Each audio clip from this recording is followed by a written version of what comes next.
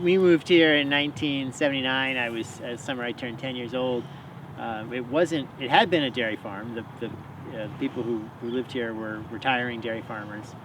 We weren't interested in dairying at that point. We had, at least not in cow dairying, we had about 40 goats, we had sheep, and we raised the animals for wool, for meat. We took the goat's milk and made some cheeses on our own, but we didn't have a licensed creamery. But this was kind of my playground as a kid. I mean, obviously, exploring all these woods. Sorry, sweetie.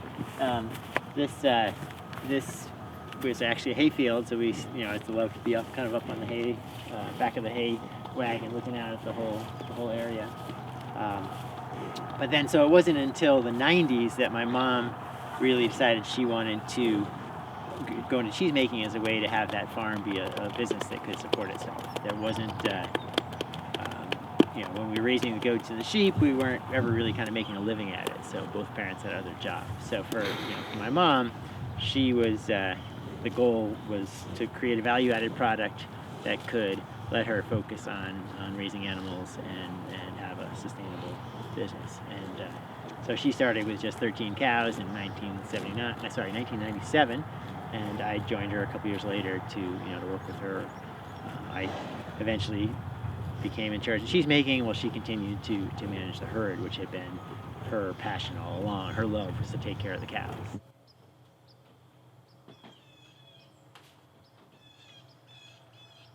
Here on the farm, we try to pay attention to what's growing in the pastures.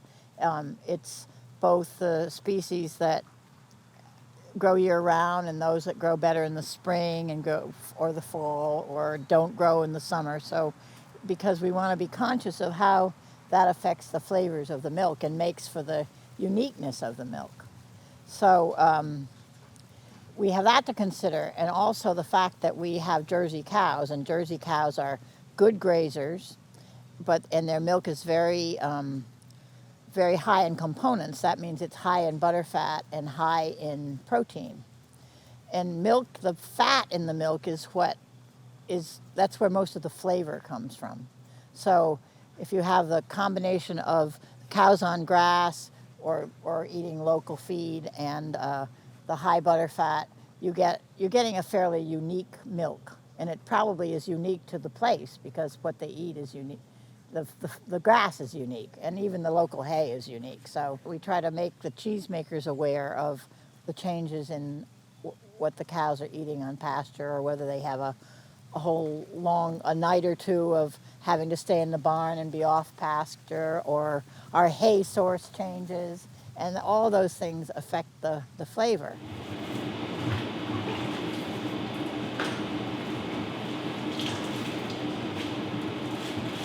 You can really see how well it's set, and you can see that the curd has set up really well. The sides are looking clean, and the whey is running clear.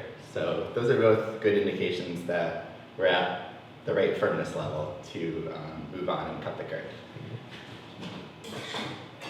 Our hooping process is basically taking the curds that we've cooked and transferring them into kind of the forms that they'll take.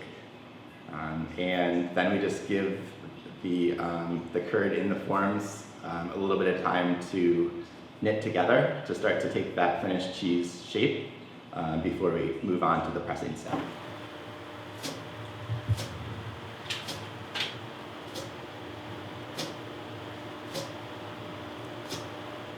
My name's Liz. I work at Cato Corner Farm. I've worked here for 6 years, where right now I work as a full-time affinage specialist, meaning I work in the cave where I tend to and care for the cheese. I like to refer to myself as a cellar dweller because I spend most of my time in this cave underground. It conjures a lot of respect from the people upstairs of what I do. I like to see myself as kind of like the slow cooker. You know, they make the cheese upstairs, and then it comes downstairs, and it kind of then takes on a new life. You know, I like this tactile nature. I like watching molds grow. I like seeing cheese transform. I like being in control of how things kind of turn and cure. And that's why affinage really speaks to me. I feel very fortunate to grow up next to a place that had a reputation like Cato for being one of the forefronts of raw milk farmstead cheeses in the United States. Cato's been a farm for over 20 years, and in those 20 years, they've sold to cheesemakers and to other cheese shops that were so small in the beginning and are now very recognized, such as Saxelby cheesemongers in the city. Most people, when I go to these conferences, know me before I even know them, which is very flattering, and it's also very humbling.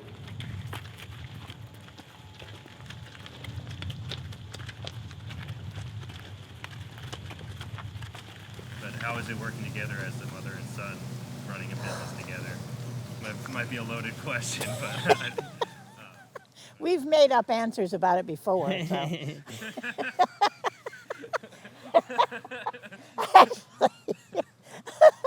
People are always saying to me how we seem to work really, really well together. I guess there are a lot of family farms that don't work really well together. So I don't know. It's the problems we have are not so much related to that as other things that are just sort of part of the business.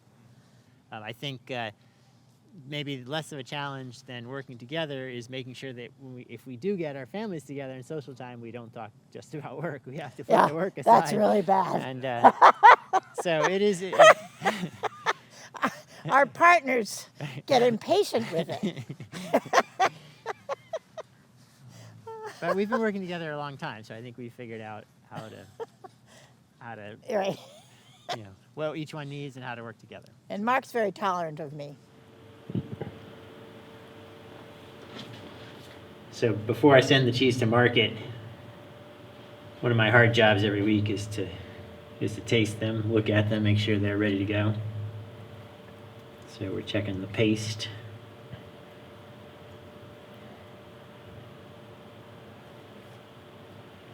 Checking the consistency. Ultimately, we're going to give it a little taste.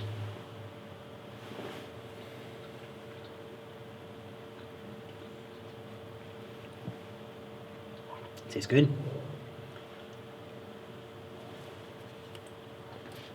And I'm just going to close it back up. Keep any molds from getting in there.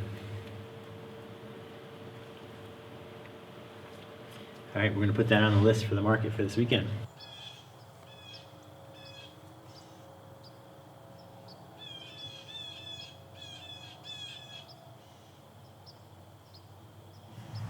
We've been doing this long enough that we've hopefully learned a few things over time, and that's enabled us to make some cheeses that we're proud of. It's wonderful to see the blossoming of cheesemaking in the United States. That is really the landscape has changed certainly in the 20 years we've been doing this. There's now so much really good cheese out there, and I guess I would say we're just proud to be sort of counted in among some of the people who have been doing this for a while are making consistently good cheeses. Anything you want to add to that? No, we've kind of stuck to our guns about it really, and not made compromises in quality or animal care or having our staff be rewarded. So it's wonderful to get a product that you can sell and is good, and having stuck to your guns. We have our land is in preservation, which means it'll never be developed. And has very strict easement on it, so we can't even plow it. We can't raise crops on it. It has to be pasture. So that's a nice thing to have done, to have accomplished.